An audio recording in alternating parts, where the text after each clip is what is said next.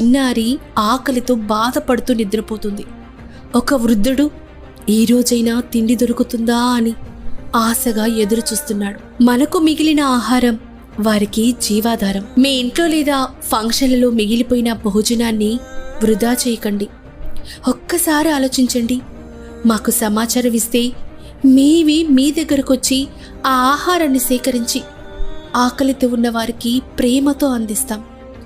Guntur Covid fighters charitable trust. ఆహారం వృధా కాకూడదు. ఆకలి తీర్చడం మన బాధ్యత.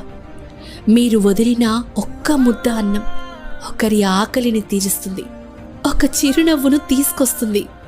మరిన్ని వివరాలకు సంప్రదించండి 8143222456, 9397602553, 8639630463, 99512425667.